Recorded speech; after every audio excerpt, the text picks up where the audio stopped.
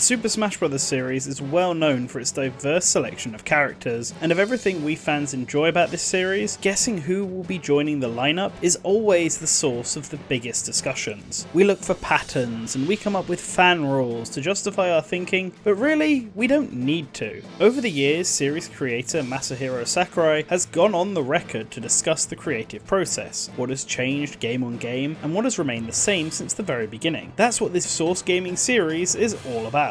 I am NantenJex, and with the help of YouTuber Yoshiilla, we're going to teach you all the secrets of character selection for the Super Smash Bros. Franchise. When it comes to cut characters, Sakurai and Nintendo are often very secretive. After all, they wouldn't want to upset a fan of that character, and that makes total sense. This is why, for most games, the amount of cut characters is very limited, or they are always considered with no real chance. But Super Smash Bros. Brawl is an exception.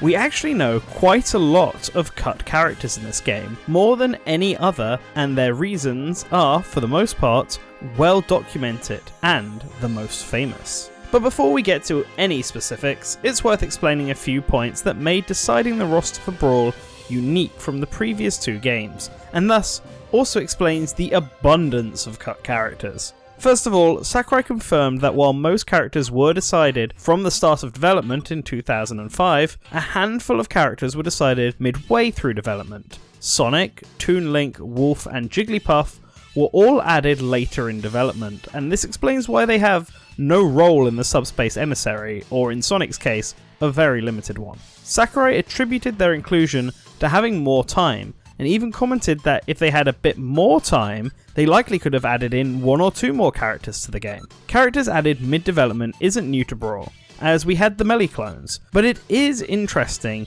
that these characters are more unique, especially Sonic and Jigglypuff, who aren't based on other characters already in the roster. Which brings us to the other unique point. Brawl was the first game in the Super Smash Bros. Series to cut characters who had previously been playable. Specifically, Young Link, Pichu, Dr. Mario, Mewtwo, and Roy. And, judging by Sakurai's words, Jigglypuff was almost on the chopping block too, but managed to squeeze in, probably due to her being a simple character to develop. But why were these characters cut? Well, it seems that time was the biggest factor, as both Mewtwo and Roy actually have some data left in the game's code. Now, this data is in name only, unfortunately, but Mewtwo has a file for a Wii Remote sound and unique victory fanfare, while Roy only has the unique victory fanfare. But this is more than any other cut character, and given Sakurai's comments of additional characters, it seems very likely that we can put these two firmly into the cut during development category. Well, I guess we can actually do that for the next 7 characters as well, but I am getting ahead of myself.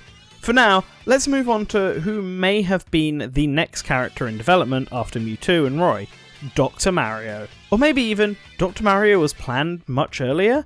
Because while we only have his name in the game's files, there is something interesting about it. Dr. Mario is only referenced in the game's instance slots as character 0x28 and is referred to as simply Dr. Mario. But also in the game's files, taking up the final slot of 0x36 is Mario D. For many years, this was assumed to simply be a debug character, a test file. However, and spoilers for the next video, but Dr. Mario was added back into the series for Smash 4, 3DS and Wii U. Interestingly though, in that game his internal file name is in fact Mario D. So what gives here? Well, it's possible that Dr. Mario was actually planned to be in the game much earlier in Brawl's development, likely from the start, but was cut and then brought back for a second attempt before ultimately being cut again. It's not confirmed, but it is an interesting observation. This is more than can be said for the next character, Young Link, who doesn't have any files referencing him in the game. And this is no surprise, as he was clearly replaced by Toon Link. Now, remember what I said in the last video? Sakurai and his team couldn't simply make it a costume swap like they could with the other Zelda reps. Toon Link's proportions simply didn't match up with Young Link's, thanks to his stubby legs and big head. So he was made to be a new character instead, and has continued to be considered one as evident by Super Smash Bros. Ultimate. Now, there is actually more evidence to back this claim up, but we're going to have to save that for the next video, as it'll be more relevant there as it pertains to some of the cut characters of Super Smash Bros. Brawl. Yep, now is the time to explain this. Judging from the 3 cut characters previously mentioned, it seems like Sakurai may have intended to bring back every character from Melee, at least at one point. But when updating Young Link and the proportions not matching up with Wind Waker Link, it was decided to make Toon Link his own character, and Young Link was cut. Simple. But this also has a knock-on effect for the next cut character as well, Pichu. See, unlike Mewtwo, Roy and Dr. Mario, Pichu is referenced nowhere in the game's files, and this is strange. Young Link isn't there, but that's because he became Toon Link, so why would Pichu be the only character to not be given any attempt at a return? Does Sakurai hate Pichu? But how could anyone hate this face? Well, I don't think so. Instead, I think Pichu got the same treatment as Young Link, with Sakurai planning to replace him with another, more modern character entirely. And this brings us to the infamous Pramai. For context, for anyone who has never heard of this, in the Smash community there is a famous set of cut characters in this game called the Forbidden 7, who were 7 characters all with names found in Brawl's instant slots, and 3 of these 7 I already mentioned. That left 4 more characters to go, and most of them were pretty self-explanatory, and we will get to them in a second. But one always eluded the community, and that was Pramai, a single character with 2 names that didn't match up with any existing known character at the time. However, fans theorised that this might not actually be one character, but 2 who have had their names shortened for the files, Plasl and Minun, or in English, Plusle and Minun, the 2 electric mouse Pokemon of Generation 3, and that game's Pikachu clones. After all, it makes sense to keep up with the latest gens, and Gen 3 didn't have any kind of fighter. What's more, unlike Pachirisu, the Gen 4 Pikachu clone, Plusle and Minun have a very similar shape to Pichu, so they could easily fit over the top of him. Considering Young Link was replaced with his more modern counterpart, it only makes sense that Pichu would be as well if one was available. And considering Pichu is the only cut veteran without an explanation for his whereabouts, this seems to make a lot of sense. But I do need to address something here, because there is a subset of fans that are not convinced. Even in the comments of the last video, I saw people arguing that Pramai could be a stand-in for the random button, because Pramai could be shortened versions of the Japanese word for every player. It's also possible that every player could refer to Miis, because a Mii could be seen as every player, as it's an avatar. And to this I say no. Honestly, this argument has never really held any water. For starters, random has never been included in the instant slots for characters in any Smash game, past or future, so why would Brawl be the exception? Also, random is already in the game files in other folders, written as Omake, which means leave it to me, which is much more fitting than every player. Player has also been mentioned before in files, and it's never been shortened to Pra, so all this just seems like grasping at straws. Miis as well. Not only were Miis not labelled as Pramai when they eventually got added to Smash 4, but there are actually specific reasons they weren't added to Brawl. But I am getting ahead of myself there. For now, I feel confident saying that the idea of these being random or Miis is unquestionably wrong, and that Plusle and Minun are the best choices. Another thing fans can't decide on though, is how Plusle and Minun would work. Just from the fact that they are 2 characters, you might assume they would play like the Ice Climbers, but with Pichu's moveset. However, the Ice Climbers are actually listed separately, with Popo and Nana having their own slots, because they have their own AI. So were Plusle and Minun something new, or were they simply costume swaps of each other, where the default was Plusle and the second alt was Minun? Something similar to what Olimar and Alf would eventually get in the next game. I can't say for sure, but what I can say is that they were cut from Brawl, and we may never know the truth unless someone asks Sakurai directly. A character we do know more about though is the next member of the Forbidden 7, and that is Dixie Kong, Diddy Kong's girlfriend and, at one point, a member of his moveset. Yes, I touched upon this in the last video, but Dixie Kong and Diddy Kong were originally planned to have the tag team mechanic from the old country games as their gimmick, but Sakurai and his team couldn't get it to work correctly. So Diddy was made his own character while Dixie was cut completely. This means she likely had work done on her, similar to Roy and Mewtwo. She just didn't make the final game. The final 2 members of the Forbidden 7 are also connected to another character who did make it into the roster, and these are Toon Zelda and Toon Sheik? Yeah, it seems like after deciding on Toon Link as a fighter, Sakurai decided to also make Toon Zelda a possible fighter. I see the logic. It seems like an easy addition as you can just use all of Zelda's specials, but in Brawl, Zelda still had the transformation gimmick with Sheik, and so by that logic, Toon Zelda would also need to transform into her own version of Sheik as well. Some fans would claim that this is Tetra because Toon Sheik never existed, but this is not the case. If it was meant to be Tetra, then the character would have certainly been called Tetra in the game's files. Instead, just like how they had to make a new Twilight Princess inspired design for Sheik, they would have also had to make a Wind Waker inspired design for Toon Sheik. This would have been really wild, as Toon Sheik would have technically been the first original playable Super Smash Bros. Fighter, but alas, it wasn't meant to be. Probably because it would require developing 2 characters and there just wasn't enough time for that. And there you have it for the Forbidden 7, the most infamous cut characters in all of Super Smash Bros. But this isn't where our story ends, because we still have quite a few more to go through. I told you, Brawl had the most cut characters, so for the rest, let's group them all up, just like I had done for the Forbidden 7. All of those characters, we can say, were cut during development thanks to their files, but the next set were all cut during the planning stages instead, for one reason or another. First up is the heroine of the Star Fox franchise and a fan favourite request, Crystal. Crystal fits the MO for newcomers in Brawl, and Sakurai et al. Knew this, but unfortunately, when it came down to it, adding her wasn't realistically possible. And this is because of time restraints. In a Nintendo Dream interview from 2008, when talking about why Wolf was added, Sakurai said, "For Crystal, we didn't have any of the technical modelling knowledge that we had cultivated with Fox and Falco, so it was like making a brand new character from scratch. And because of the limited amount of time we had, creating Crystal wasn't realistically possible. On that point, with Wolf we already had some knowledge of how to model his character, and would require about 70% of the effort required to create a whole new character."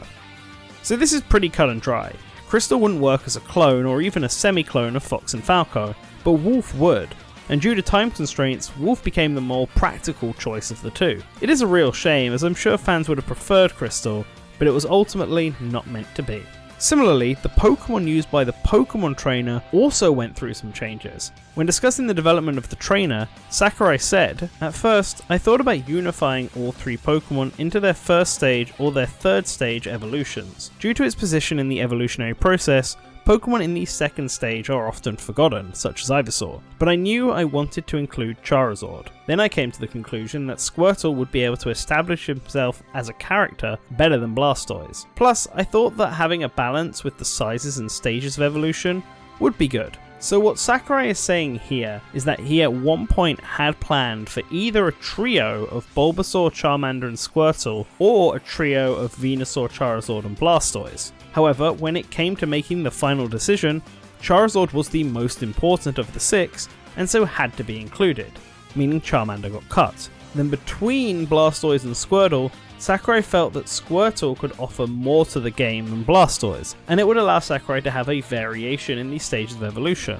This then led to Ivysaur being chosen by default, taking the spot from both Bulbasaur and Venusaur. Poor Warturtle and Charmeleon though, they didn't even get considered. His middle child syndrome hard at work. Lastly, for the characters cut during planning, we have someone from Fire Emblem. Okay, so this is obviously very vague, but what it does mean is that before settling on Ike, Sakurai must have had thought of a handful of potential other candidates for this role, and then left it up to the advice of intelligence systems to decide. I have no idea who these other characters could be, unfortunately, but it's worth mentioning. For the remaining cut characters, they were all only considered, and some more seriously than others. But we can split these into 2 parties, with the first set being characters who didn't feel right getting into fights. These are characters that could work as an item or stage element instead of fighters, because it doesn't seem plausible for them to brawl. A NantenJex was one such option, with Sakurai using a Shiba Inu as an example during an Iwata Asks on Brawl, and the other was the villager from Animal Crossing. This is of course ironic now because in Smash 4 the villager would be the first new fighter shown for the game, and is a prime example that Sakurai can indeed change his mind from title to title. And another set of characters who also emphasise this are the Miis. They were also cut because Sakurai felt they weren't suited for fighting. But in addition, he just thought that they would be boring to the roster, and he was also concerned about Miis being used to bully people online, and they would have to be customizable, and this would require more policing, and some restrictions which just didn't appeal to Sakurai. This is also why Miis can't possibly be Pramai. He was obviously against their inclusion here. And finally, another character that Sakurai could not imagine at this time was Pac-Man. This was our only requested character for Brawl, being requested by Shigeru Miyamoto himself. There's no clear reason why Pac-Man was denied. It could have simply been a similar case to Snake and Sonic in Melee, where the request just came too late. But judging by Sakurai's comments on Pac-Man being added to Smash 4, it's possible that Sakurai simply struggled to envision back then how Pac-Man, a pizza missing a slice as he put it, might actually work in the game. Sakurai said when discussing Pac-Man in Smash 4, simply thinking about including a character in the game and the act of actually crafting the character and making them work are two entirely different things. It's quite difficult for me because most players only think about whether a character is in the game and fail to consider the difficulties of bringing that character to life. By using hindsight, we could extrapolate that this was the issue with Pac-Man in Brawl, but it is unconfirmed. Lastly, we came to the final two characters who were both fan favourites that were only considered for Brawl, and these are Ridley and Geno. Brawl really was the big game for fan requests, so of course these two couldn't be ignored. And at least in the case of Geno, Sakurai also wanted him in the game. When asked about why the Geno Mii costume was added to Smash 4, Sakurai said, "To tell the truth, it's because I wanted Geno to be a playable character. He has a gun for a hand, and I think he fits in really well with Smash. During Brawl, I thought it would be great if I could add him, but in the end, it didn't become a reality." It's hard to say what the issue was holding him back, whether it be legal issues, programming issues, or something else entirely, but I wouldn't be surprised if it was the same reason holding him back even to this day. At least Ridley got over his big hurdle in Smash Ultimate, although size wasn't necessarily the issue he had in Brawl. Well, it probably was a factor, but in a Nintendo Power interview after Brawl came out, Sakurai said that adding Ridley would have probably been impossible and he would have likely been a little slow. From the context, considering Ridley seems like a spur of the moment type deal, or maybe something not done at all until that interview, meaning he wouldn't really count as a cut character. But he was a cut assist trophy, and seeing as I counted Sukapon in the last video, I shall allow it here as well. And with that, we bring this episode of cut characters in Brawl to a close. In the next episode, we move beyond the Wii to a pair of consoles and duo of games whose limitations would have a major effect on their games' rosters. But until then, let me know your thoughts in the comments below. I hope that I shared some new information with you today, and tell me if any of these characters would have gone into Smash, who would have been your favourite? Are you upset that they didn't get in? I'm sure people probably are, especially the Geno fans. But let me know anyway. And if you want to support us, like all these lovely people on screen, our link to the Patreon is below.